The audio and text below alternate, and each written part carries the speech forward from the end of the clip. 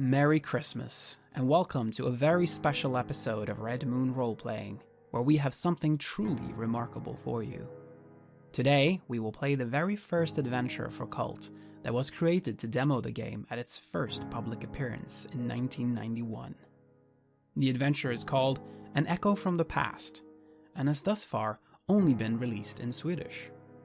Mattiaz has translated the adventure, and together with Helmgast, we are now proud to both release this actual play of the adventure, as well as the adventure itself, which is available from the official KULT Divinity Lost webpage for free.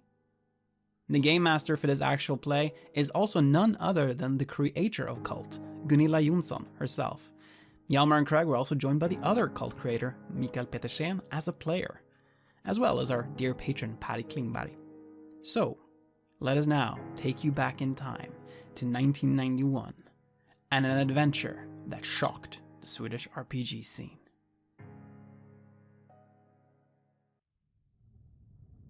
Welcome to this special episode of Red Moon Roleplaying, where we are, me and Craig. Hello, Craig. Good evening. are at GothCon, and we are going to play KULT in a freeform style with, we have Gunilla with us. Hello, Gunilla. Hello, hello. How are you today? I'm fine. The sun is shining. Hey! And Mikael. Hi there, I'm fine as well, actually. The sun is shining on me as well. Great. And we have Per. Yeah. Hey, how are you doing? Yeah, I'm doing fine. It's GothCon. I'm in Gothenburg, one of my favorite cities, and I'm gonna play KULT. So yeah, everything's spiffy. Amazing. And you're not from here originally, from Gothenburg? No, but I spent a few formative years here in my early 20s. Okay. So it's always good to be back. Nice. You have a connection to the city, and you have a connection to the podcast. Yeah. You have been a Patreon for how long now? I don't know. From quite early on, I think, because Yeah. I think I stumbled upon Red Moon Roleplaying quite early. Yeah. I think you were like 3 episodes in or something. Yes, at the Black Madonna. Yes. And I felt like, okay, well, maybe someone has done a podcast with Yeah. KULT, and apparently someone had. Yes, and someone had just started doing a Yeah. podcast about KULT and got all that lovely support from Helmgast and getting that kick started, and it was so cool. And you are still very active in the community. It's great having your support there. So thank you for that, and we really hope that you're gonna enjoy playing with us today. Yeah, sure. I'm very excited about it. Cool. And then, of course, we have Mikael and Gunilla, who we just met very briefly last year. And Mattiaz had a lengthy interview with you, didn't he? Yes, we talked to him about writing the original game and how it was to see the new one come out and some things like that, yes. And how, what we're doing today, is that related to what you were writing back then, or is that something new? Or what do we have today? It's actually the first adventure scenario we made for a role-playing convention to present KULT originally, when we felt we must make a scenario that somehow tells people what this is all about. So this is the tell people what it's all about scenario. Introducing KULT. Made in 1991. Yes, so and A long time ago. We're older than we seem, actually. Yes. I mean, 1991, you must have been like 10, 11? Yeah, almost new. So that was also the time of the Black Madonna, which was the first thing that we played. 91. And yes, we've been introduced to that setting a little bit before, but you were talking about now, what is the world like back then? Yes, this scenario takes place in October 1991. And 1991 was the year when the Soviet Union finally fell down, when Boris Yeltsin stood up on a tank and stood up to the coup makers who tried to keep the old Soviet together. When the war broke out in former Yugoslavia, when the Americans invaded Iraq. So it was quite a formative, tumultuous time, a year when people felt, where is all this going? What will happen? What will happen to the world? Will we have ever a Marxist state again? Will we or has, like Fukuyama, what's that his name, said, this is the end of history. Yeah, exactly. So that takes us back to this, and so Michael, you're going to play with us today, right? Oh yes, this is actually the first time I've ever played this adventure. We did run it, I think we had 30 teams or something like that. Wow. The convention presenting this. There was a lot of interest since this was the first time that Äventyrsspel, the great publishers of role-playing games in Sweden at that time, had made a game for grown-ups. This is actually a horror game, as you're probably all well aware of, made for grown-ups, at least 15-year-old kids. That ended up in the hobby stores. Yes, precisely. So we made this adventure, as Gunilla said, trying to introduce everybody to the world of KULT. And I think we succeeded quite well. And it is also an attempt to say this is not a game for 9-year-olds. Yes. Primarily. Yeah. Because it's partly quite gross. Yeah. And could be viewed as provocative maybe by some. But not really nowadays, I think. We're also going to play it in 1991. So it's going to be like the good old or bad old days. So, Depending on how you see it. no smartphones, still pay phones in the corners in the city to phone everybody. There were handheld phones, but they were basically the size of handheld radios from the Second World War. They weighted something for a couple of kilos each. I think actually Archive X-Files actually had a handheld phone early on with Agent Mulder starting out with a very, very old model. A brick, proper brick. A handheld brick, So now we're going to play this in 1991. Time of car phones. Yeah. Car phones, yes. Ericsson actually made car phones and sold them, quite a lot of them for the time being. So that's sort of the story. That's about what we are doing. So we are going to play this. This is actually made then for an early edition of KULT. So we have some different numbers and stuff today that we are not going to look at too much. No, I feel this is a very scripted, railroaded scenario. Yeah. And I think it'll work out just nicely if you know what you are good at, what you are bad at, and rather try to figure out who you are than what you are accomplished I think the important parts here are basically looking at your advantages and your disadvantages. Oh, yes. Which is nowadays is quite frequent in role-playing games. They're not quite that frequent in 1991, but they were starting out as a way of describing your character's personality. Yeah. And another important number is your mental balance, which everybody has. I think everybody has a positive mental balance here. Yes. Which is basically if you have a high positive mental balance, you are rather calm, you can control yourself, you feel that your place in the world is understandable. If you have a low mental balance, you can actually start to physically change. You can become rather unstable and dangerous. So look upon your mental balance, and I think we all have something like plus 15 or plus 20 in mental balance. Then look upon your advantages and disadvantages, and then upon your background story, and just try to make an image within yourself of this character.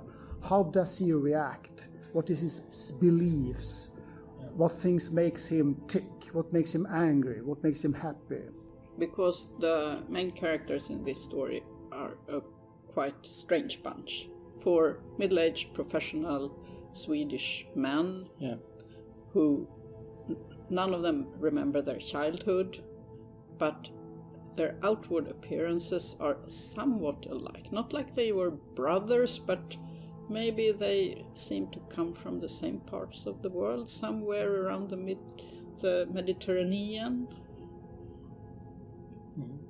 Cool. Do we know each other? No. No, and it's maybe you said that, but it is based in Stockholm? It's based in Stockholm. And you all live in quite fashionable addresses in Stockholm. You all hold quite distinguished positions as an officer in the Air Force, as a surgeon, as a prosecutor, and a computer technician. But all of you have lately felt that something is lacking from your lives. So you have taken some time off, you have tried to understand what is missing from my life, what should I do, maybe I should start a new career, but you have this tingling strange feeling of déjà vu. Have I been here before? Mm-hmm. Have I been at this crossroads before and it led maybe not nowhere but into the same cul-de-sac as earlier?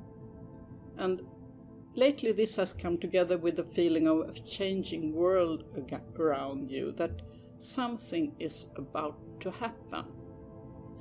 And this very evening, Sunday evening actually, late in October, slightly rainy day, you are all having some kind of reason to go into the central city. 3 of you live in the center of Stockholm, 1 in the suburban Bromma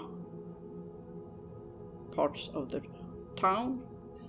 But you have been out, maybe having a drink, pondering this very problem that has beset you the latest months, and now you're on your way home, mostly. Some of you maybe on your way to try to find some place to have another drink. This is 1991, so even in Stockholm then, in a Sunday evening, not everything was open. You have to find your places if you wanted to go out. So you're on the green line of the subway when you're stopped in the Fridhemsplan station, and they say there's some kind of technical problems. You have to change to the blue line, the deeper, newer line, some 30 meters below. So everybody trudges down the escalators down to the blue line, and the carriages get quite filled up for a Sunday evening because it's so many people have to be led over from the old trains, and you start out into the center, and you get to sit down with 3 people who look remarkably like yourself. And since you have this Mediterranean, a bit Middle Eastern appearance that is not that common in Sweden, you react on, well, 3 guys my age, well dressed, looking a bit like me. Maybe you should describe each other. I'm rather tall, at least I'm almost 6 foot tall, thin, with short black hair and a short black beard. My skin is rather dark and I do look slightly Arabic or not African.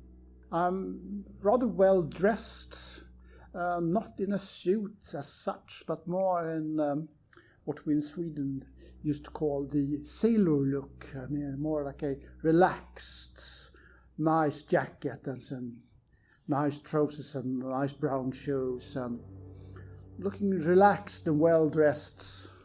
Not a usual businessman in suit, though. I am rather short and compact, but I do seem to have an element of being someone who works out or is quite body confident. I have short black hair, and I'm cleanly shaven. I also have a slight darker skin tone, which could indeed imply a heritage of mixed origins, though not entirely sure where that would actually be. I'm wearing a very nice business suit, very smart, although perhaps not showing off any flair. Rather boring, really, even though it's finely made. I have a very nice watch as well, and yes, I'm just sitting in the train looking a little irritated at this interruption to my day. I look, as you've described, quite similar to these previous characters. I have it's more of a slender frame, a little bit more slim than what you just described. But yes, the same, darker complexion, short hair, also clean shaved, actually.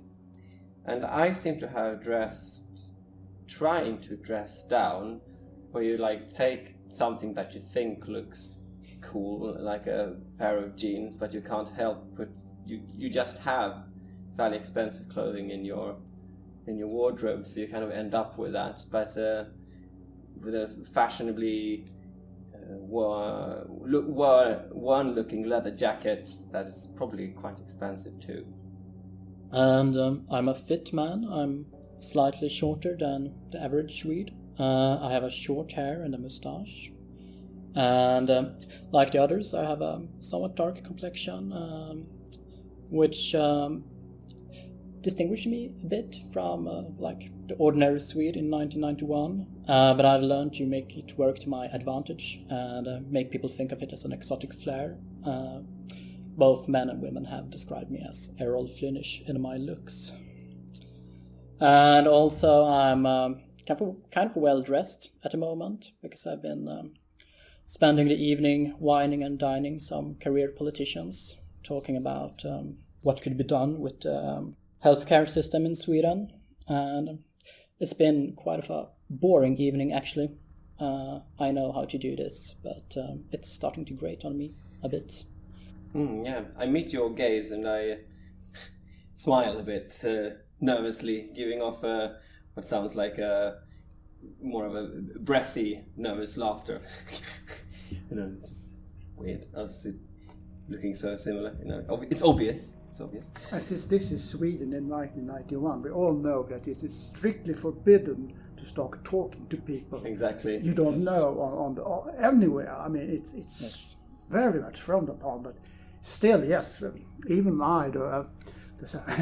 While you ponder this, the train increases speed, and you pass a station and people start speaking loudly in the cart. They seem upset. Was that Central Station where you were supposed to change train? You just ran past it, and the end station for this line is the Kungsträdgården. That's the next station, so surely it has to stop there. And then a little lady over the aisle, she looks up and she looks at you, and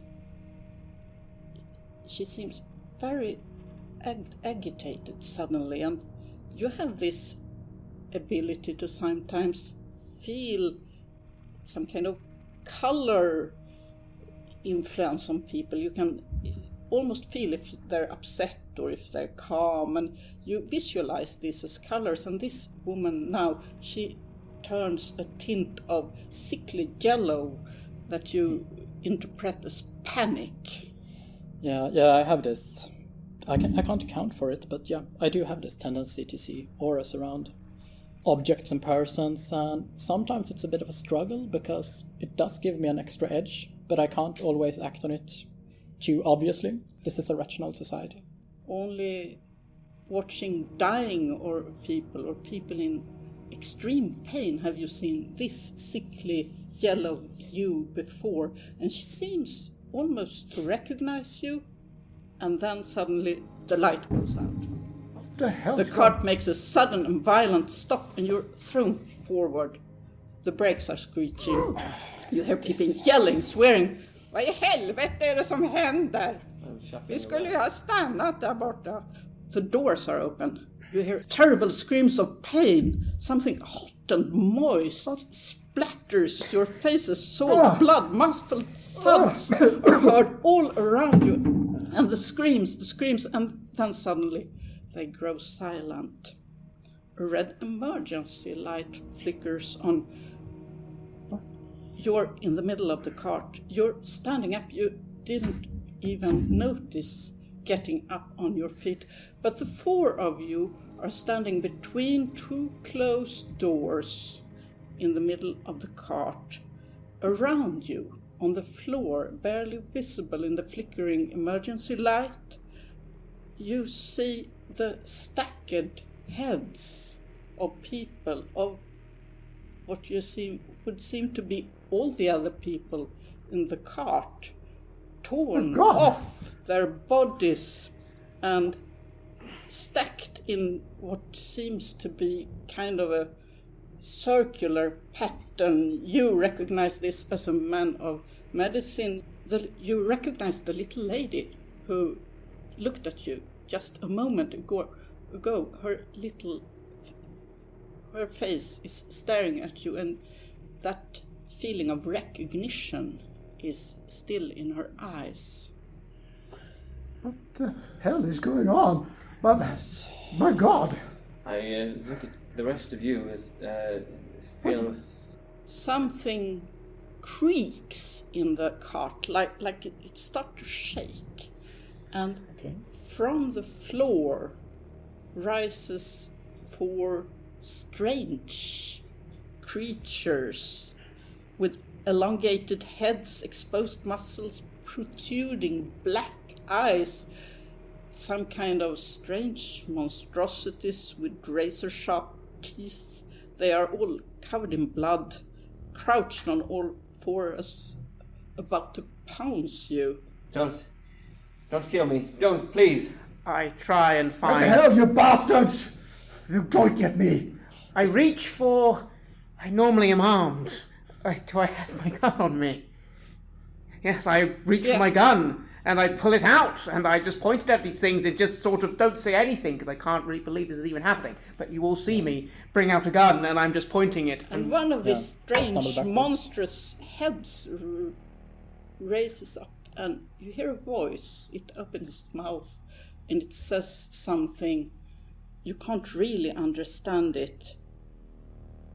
At least not 3 of you. But Mats, you have, during your work for different forces over the world, picked up a bit of Hebrew. What is it saying?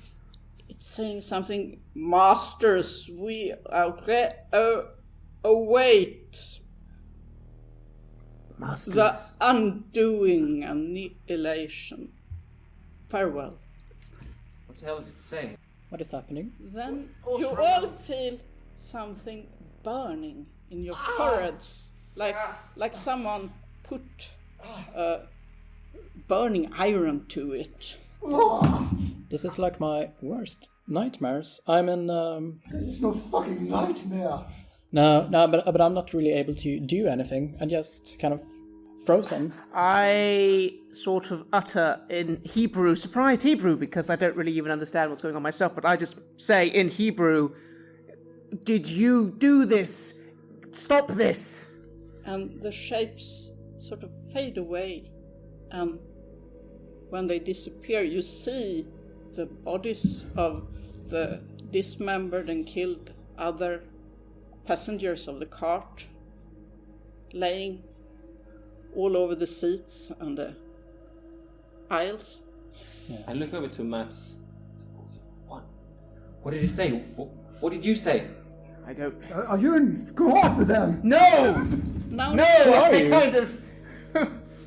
I'm a prosecutor. Yes! Did you? It's licensed. I spoke to them! I don't know what's happening. Calm down, all of you. All 3 of you, calm down. We need to... I go to the windows. Where are we? Are we in a tunnel? You're in a tunnel, and you hear noises far away, but this wagon, this car is totally still, because you're the only ones alive here. And you told me that I recognized a pattern of some kind. Did I? Did it Yes. seem familiar? Maybe it does. It does seem ritual in some way. This is I no would know. haphazard. And you also now notice that your 3 fellow survivors have some bloody marks carved into their foreheads. I rub my leather jacket against my head, part to get that burning sensation off, and part to get the blood. I feel the stickiness to my skin. How does it feel when I rub my forehead? A bit hot and like someone has carved something into your very cranium. What the hell is going on? I put away my gun, and I look to the 3 of you. Listen, What the hell? we need to get out of this train cart. Let's get out of the train cart and we'll think of what to do next, but we can't stay here. Someone help me, and I go to try to the doors, and I start trying to pull. Dead! Everybody's fucking dead around us! Look, calm down, sir, calm down. Please, just help me pull this door. And slowly I move towards you. Because the electricity is off, so yes, you can pull it. And when you do that, you hear a speaker voice over the PA system. We must ask all passengers to please leave the train. We have no power and are stuck here until a recovery cart can be brought in. We would like all passengers to move in the direction of where we are traveling towards the Kungsträdgården. The train guards will lead you there, so please follow their instructions. Should you feel uncertain of what to do, please await their arrival to your cart. That is all. Yes, unwillingly, I raise my hand slowly towards my forehead, and I don't really want to find out, but What the hell? but I do suspect that the burning sensation has something to do with the marks that everyone else has on their foreheads. Does everyone see these marks? Yes, you have marks. What look maybe like a symbol of... Could it look a bit astrological? Yeah. You all know the symbol of, right, Mars and the moon, and those are there together with some other strange symbols. For some of you, what would seem like, some kind of strange little wings, maybe? Like some kind of military symbol. And being a prosecutor, my mind is immediately racing to our situation and thinking that 4 men inside a carriage with this is going to look extremely suspicious. You're at the last carriage in the train set, and people are moving towards the Kungsträdgården. You see somebody coming, you hear somebody coming along in the tunnel. But we fucking... covered in blood! There were actually other people outside that seemed to have been unaffected by what just happened. Yes, this cart, or what? Okay, so when I see that, I'm like, yeah, fuck, someone is coming. We need to get out of here. Yeah, sure. You managed to pry the cart. But we covered in blood. I mean, Jesus Christ, we're going to look extremely... should we really run away from a crime scene? Yeah. I mean... We have to get out of here. And I'm kind of ashamed of myself, but my thoughts turn to my career. This is not good. It's bad for my company. I mean, I got a successful computer company, but fuck that, the people are dead here. I look to the carriage the people are coming from. Is there a carriage behind us as well? No, you're the last carriage, but you see what seems to be a handheld, some kind of light flickering. Maybe someone is holding Things might go better if we're just at least not in the carriage. Let's just quickly go this other way, and this can work if we're out of the carriage. Let's just get out, and then we'll go from there. They're going to be here any moment. We can't run, that would look worse. I'm with the man with the gun. Thank you. Okay, so we get out. But let's just act, yeah. And maybe there's another exit. Maybe if everyone else is moving one way, maybe there's another sort of emergency exit that we can get out from. Possibly. Get this washed Let's out. just get out of the carriage first, and then we'll assess the situation then. Again, if we are seen, we do not want to run. That will look extremely bad. Since we're covered in blood, yes, I would agree. And whatever happens, no one mentions anything about whatever we think we saw. Did you don't see know those nothing. fucking I know creatures? nothing. I did not see them, and neither did you, or you, or to you. them. For now, we need to be all coherent and just come. I just shut up and follow. Yes. Right. You I'll do go the the same. other way, not towards Kungsträdgården, but backwards, the way you came, as to speak. Yes. And, this is the end of the train set. So you get to the end. You could try to sneak up on the other side of the train, because they seem to be moving on one side in the But tunnel. the other side is where the electric... Yeah. The third rail is. Yeah, but carries if the you can currents. skip that, you can walk there, or you could try to disappear into the darkness where you came from. Yeah. Where they might be. I'm not afraid though, but... I say we take our chances and try and... If it looks like if we move now, we won't be noticed. No, if you move now, you're at the back of the carriage now. But when someone sees this... They start screaming. The cops are running and screaming. Yeah, I'm happy to fall in line behind the man with the gun. Let's go, and I'll lead the way. Yeah. And which way do you take? The way away from Sort the of people. back. Yes. From it all back Yes. towards the central station. Yes. Fine. You walk maybe 50 yards down the tunnel, and then you hear very agitated voices behind you. Screaming. And yes, about 100 meters down the tunnel, there is a emergency rescue door. Okay. Yeah, good call. Okay, so I'll... I'm trying to... I'm still... You are wounded. You've hurt. We've been in an accident on the train. We stumbled off. We didn't hear an announcement. We are panicked, and we are simply trying to get off the train. We're And still it's this covered way. in blood. Yes, Okay, from your wound. I'll try and feel the door, the emergency door. In fact, It's open. Yeah, okay, let's go. It's an emergency door after all. So.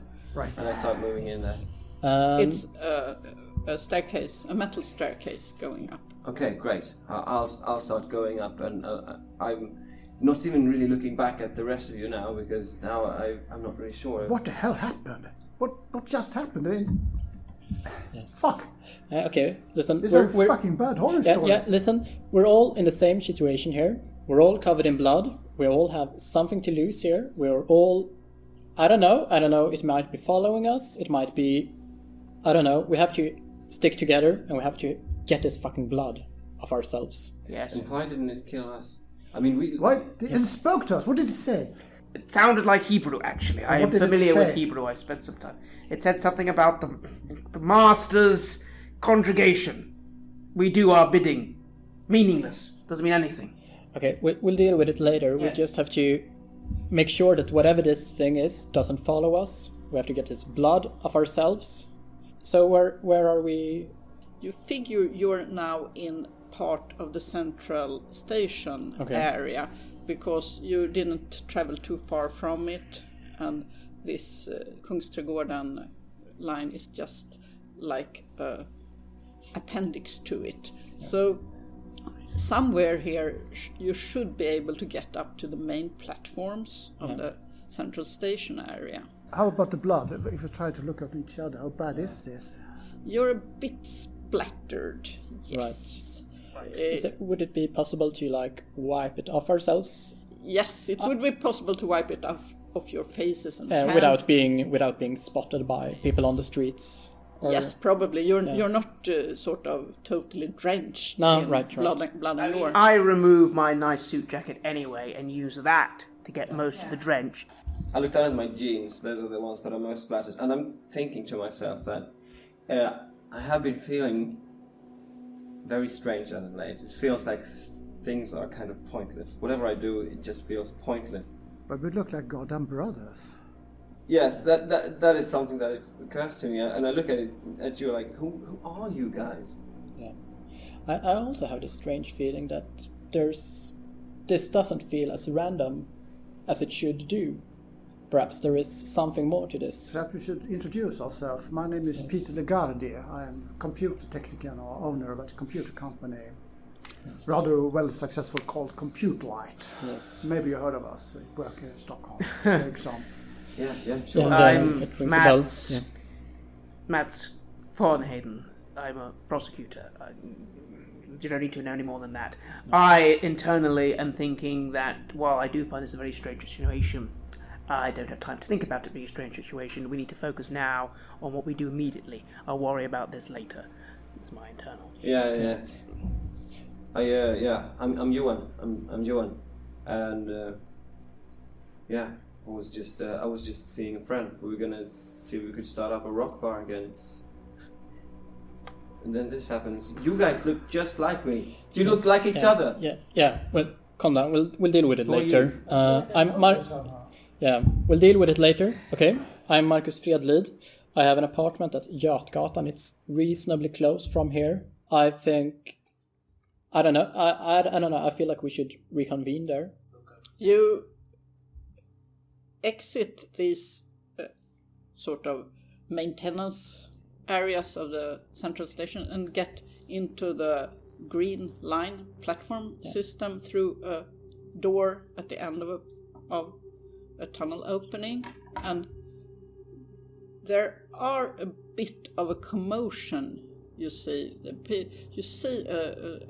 a group of emergency personnel running along the platform, and you hear now in this PS system as well a a voice saying that the central station is for the moment being evacuated due to a technical problem. Yeah, technical problems. Just follow the people to the exit and we will guide you. And you see people start shuffling towards the escalators. Yeah, and essentially I've entered, since a few minutes back, I've essentially entered what I call surgeon mode.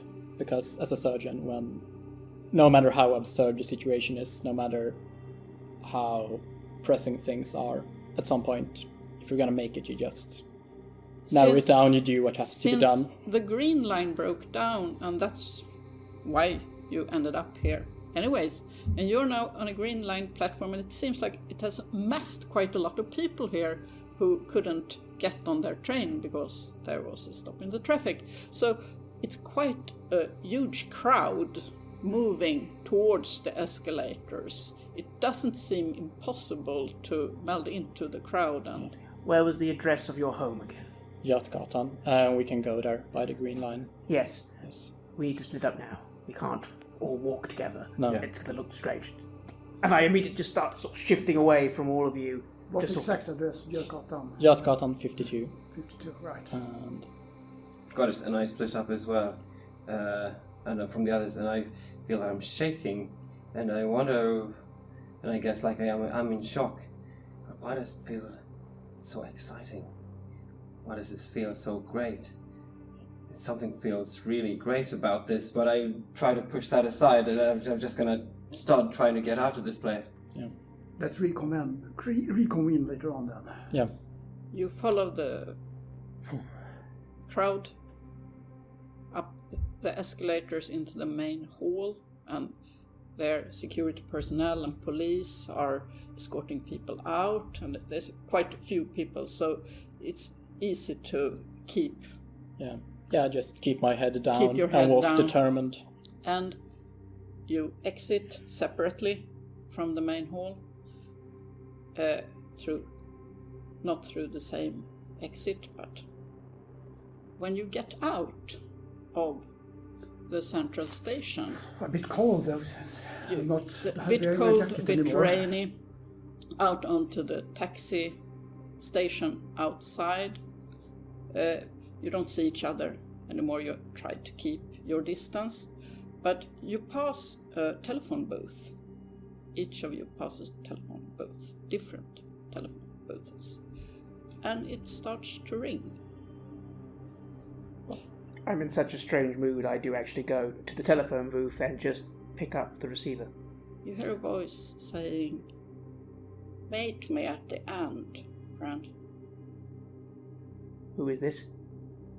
I'll see you there." Click. I take the phone.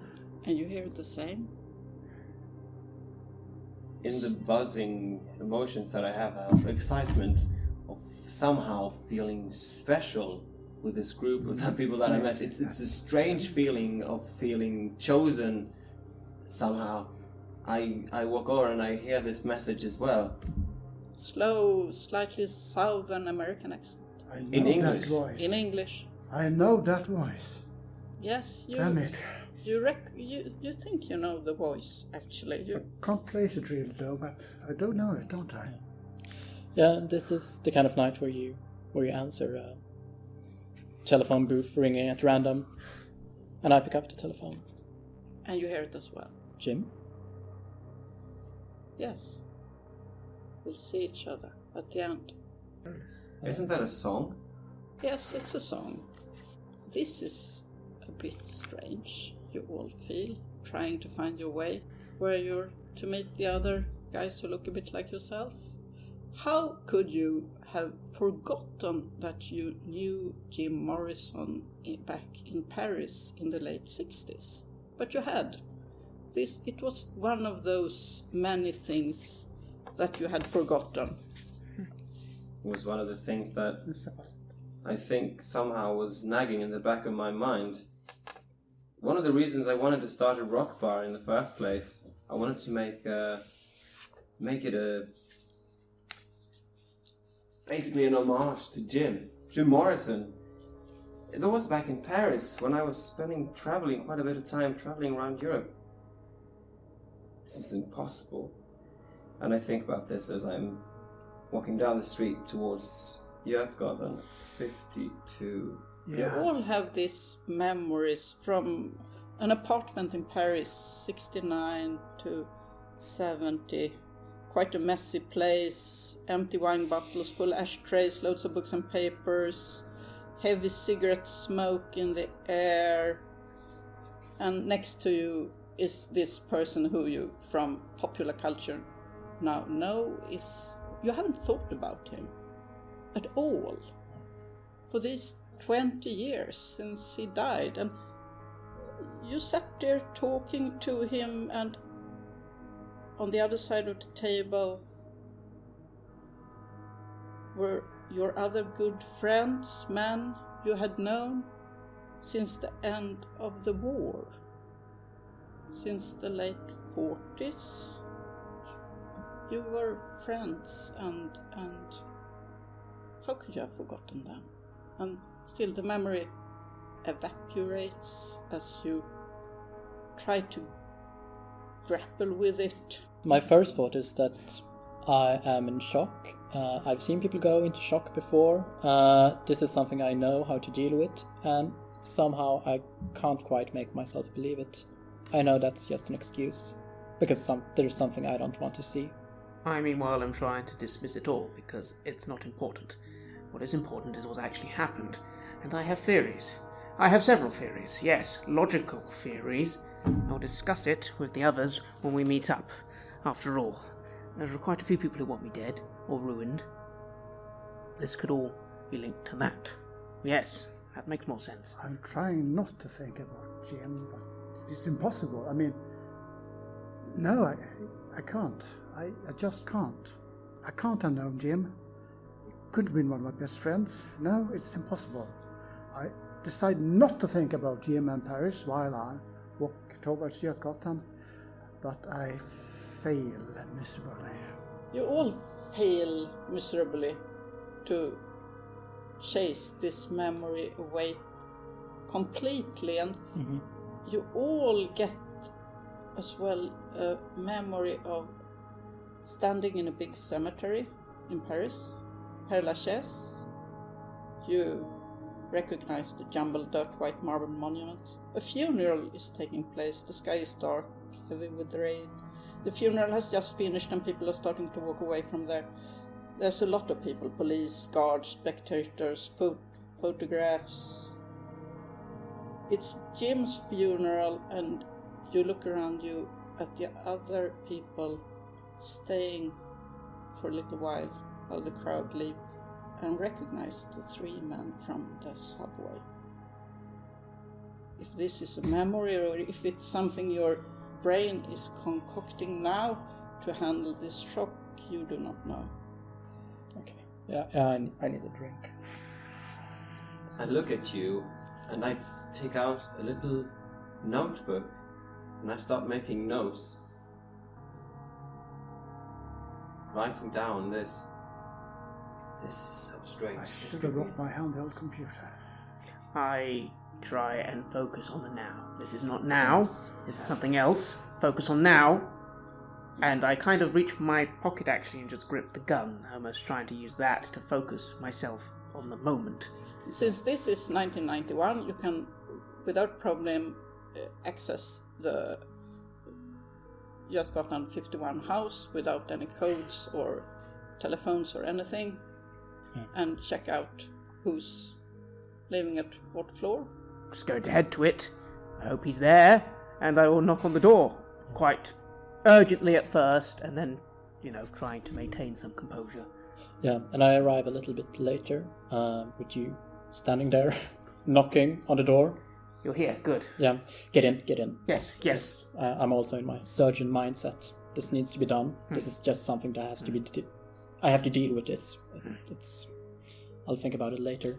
As we enter your apartment, what does it look like? The apartment of a kind of lonely person with a lot of money on his hands, and who knows how an apartment would look like how an apartment should look like if you're a successful surgeon with a good reputation, higher middle class income, but I haven't really put my heart to it. There's something kind of sad. I don't really pick up on any of that. I walk straight in and I go for the nearest mirror, possibly in the bathroom, and I look at myself. I hold up my hair and I just want to see, how's this wound on my head looking? It's looking a bit weird. It's quite big, actually. It covers your whole forehead, and it is you see a symbol of Mars, a symbol of the moon, and you also seem to see some kind of winged symbols of wings. Does it look like anything I've seen before in regard to criminal gangs, known symbols of, the various, either worldwide or in Sweden, although there's not quite as much here as there is in other parts of the world, but is there anything that could connect this to an organization or a group or a person? No, you look more of it. It looks like maybe it's supposed to be some kind of stylized little animal or something over the moon and Mars symbols. But it's very hard to see because it's not really high-end scar tattoo, so... Marcus, you said you were a doctor? Yes, yeah, surgeon. Surgeon, what can we do about this? This doesn't seem hygienic. Okay, just one moment. I'll have to get all of them in, and I go to the door. Yeah, and I'm there too, as we sort of arrived at the same time. And your name was? Johan. Johan.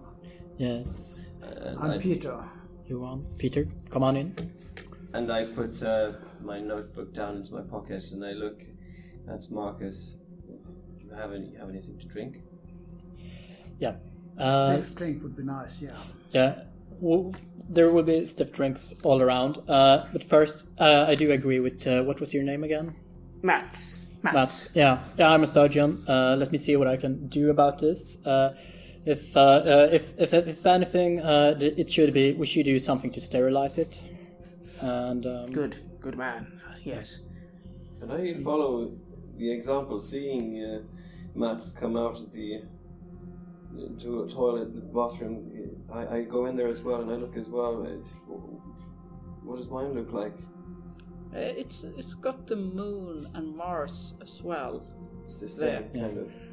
Yeah. And maybe not exactly the same, but similar. Yeah. I try to look for. I look between Mats and myself because we're there. Like, do they differ in any obvious way? Somehow it seems like some lines are not exactly the same, but it's hard to tell, to be honest, because this is not surgical work. Yeah. Then again, we do not look exactly the same. I noticed I have slightly sharper features than you now, seeing you in the light, and slightly darker, as I've been more tanned. Yes. I'm shorter than you. And I sit down. I take the drink offered to me by Marcus. Which is quite expensive. Whiskey. The good stuff. I would know this and approve. Yeah. But I don't have time to be vocal about it. No.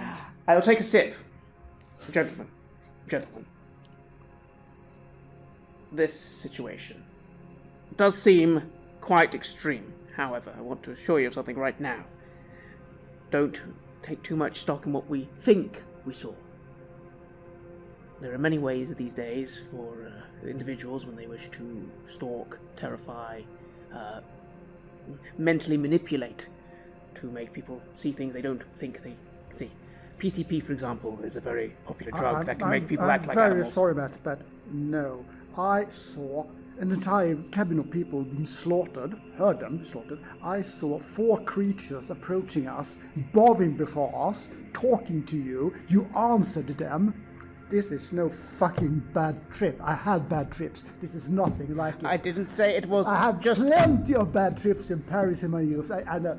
Peter? Better face that. Yes, what we have to do is how to deal with the fallout from this. And I don't know, it's essentially my reasoning stems from I have to try to keep to my surgeon mood, because if I go into occultist mood, there's no accounting for where I would end up. And I try very hard to be extremely practical and not, because I know that there is more to the world than what meets the eye. But there's no time for that now, so I just kind of desperately try to be almost simple-minded about it. I sit and I spin my glass nervously in my hand, just smelling it, and as you sort of trying to be practical and trying to Marcus is trying to bring the situation back to practical matters, I just look up at Peter and I say, "You were in Paris?" Yeah, that gym there. In the 60s? Yeah, late 60s, early 70s. You were- I knew Jim Merson. Yeah, he was a good friend of mine. You were at a funeral. I saw you too. I was the funeral. You were there, all three of you. Fucking hell. You were there at the funeral too.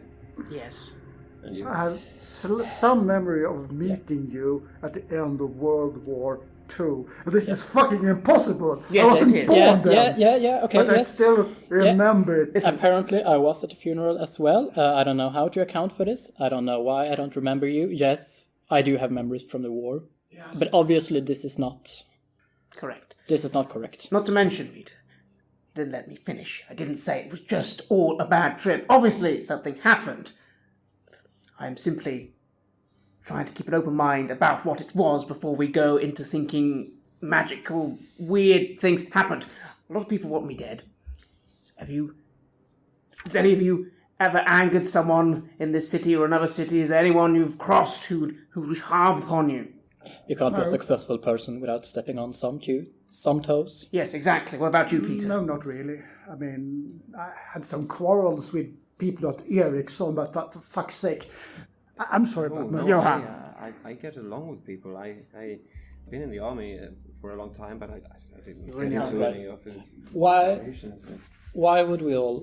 Have you met Jim Morrison, all of you? Yeah. You were friends with him, all Yes. of you? Yes, Obviously. I have, yes. Yes. Did you get a phone call from him? I did. Yeah, I did get a fucking look up phone at call you. from Jim Morrison. On his phone in the street, yeah. Yeah, it was Jim. Just in the way here. But we have to be practical about this. Why would we... I don't know. Why Have now? more of this? Yeah, sure. Yes. As much as you like, buddy. Have you got a house I'm gonna phone? pull you a stiff drink. Yeah, I got a house phone. I'm going to make a call. Yeah. While we're discussing this, I can find out what the incident, what's going on, at least from an outsider point of view. I can at least find out. Then we can decide, like, where we go from there. Let me make a call. I'm going to go and phone my friend Anders Holmström, the detective on the Stockholm Police Homicide Department. Yeah. And I just want to sort of calm myself, and I just ring and make it sound quite... Hello, yes, I just need to speak to Anders about an old case. Oh, it's a bit of a mess here, but I'll see if I can get hold of him. You're called into duty? Yes, it's just an old case matter. It's me, Matt. Old case matters isn't this evening's.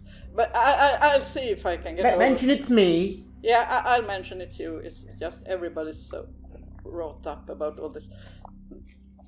He connects you and take a little while, and yes, Holmström, this better be important.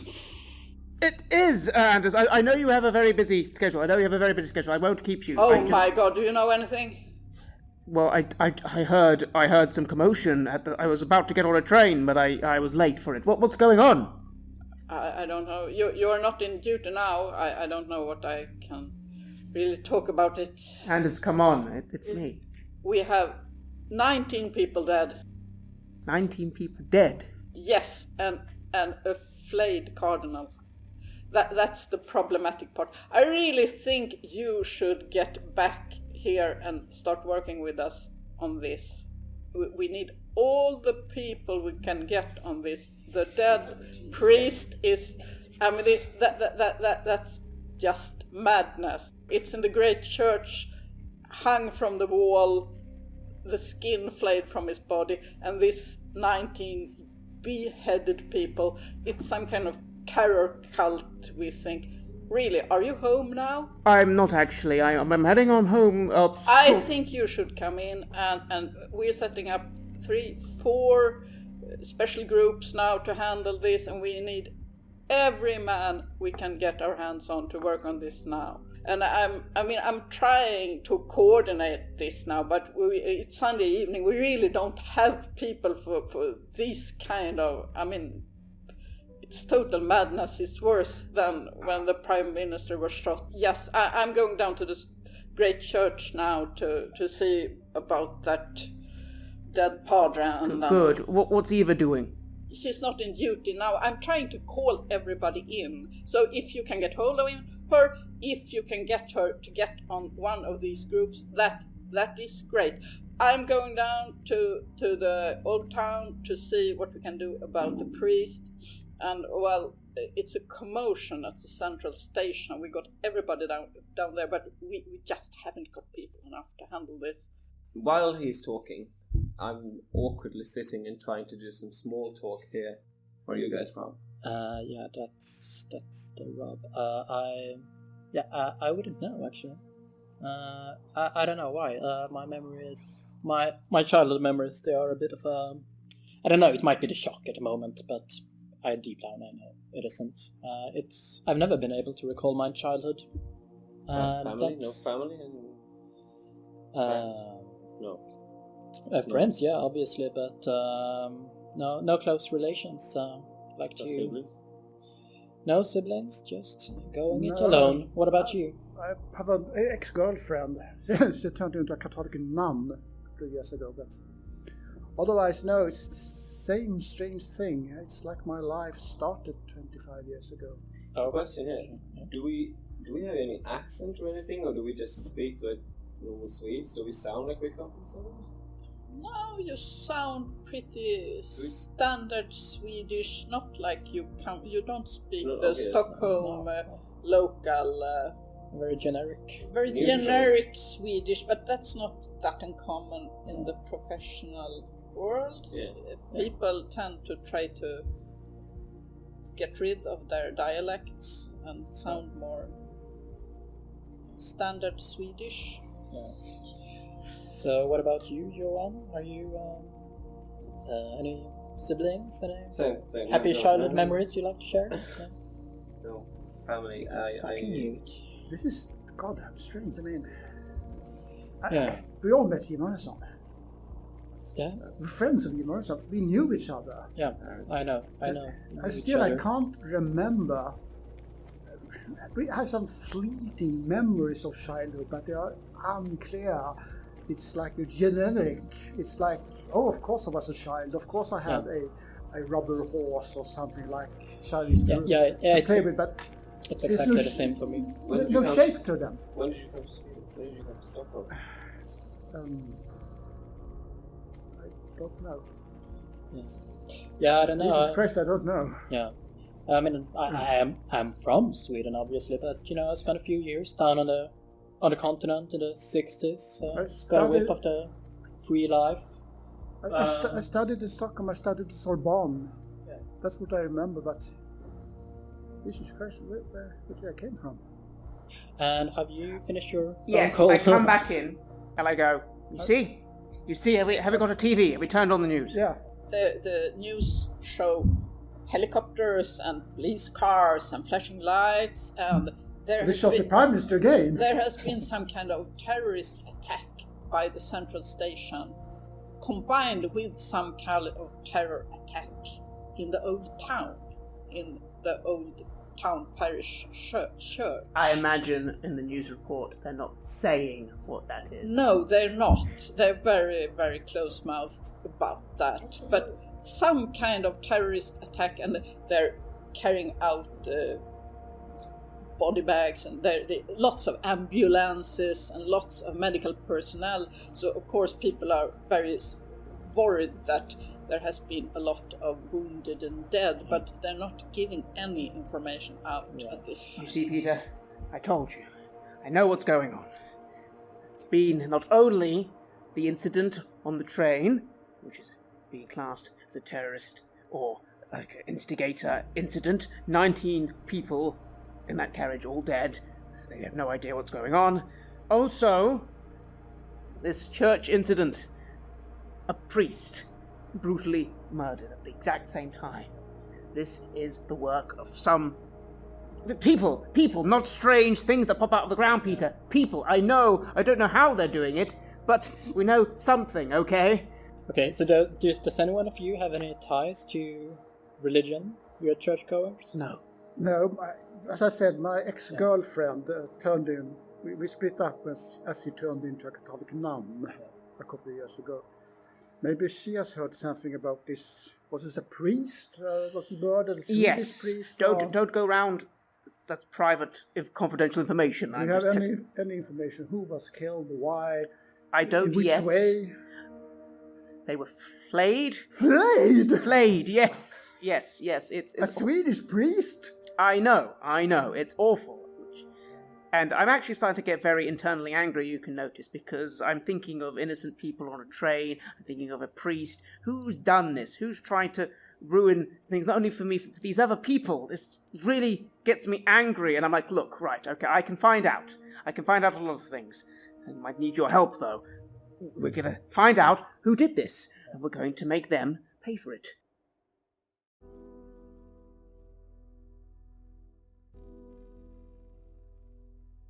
You have listened to an episode of Red Moon Roleplaying, where we played the adventure An Echo from the Past for KULT Divinity Lost.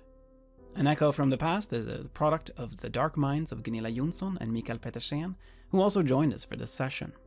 KULT Divinity Lost is published by Helmgast. The music was made by Atrium Carceri and was used with permission from their label, Cryochamber. Check out their website at cryochamber.bandcamp.com or their YouTube channel for some moody dark ambient. We would like to give massive thanks to our champions of the Red Moon, Martin Heuschober, Nastasia Raulerson, and David, for their generous support. And we would of course like to thank all of our other patrons. Without your support, the show would not be possible. If you want early access to our content and to hear raw versions of our recordings right after we've done them, or even join a campaign of KULT Divinity Lost as a player, please check out our new higher level tiers on Patreon. It's a great way to Red Moon role-playing in your life, and to help us keep the show going. Thank you again for listening, and remember, death is only the beginning.